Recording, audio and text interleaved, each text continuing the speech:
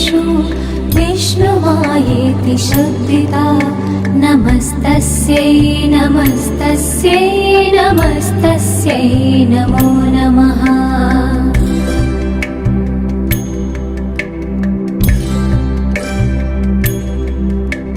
या देवी सर्वभूतेषु चेतनेत्यभिधीयते नमस्तस्यै नमस्तस्यै नमस्तस्यै नमो नमः।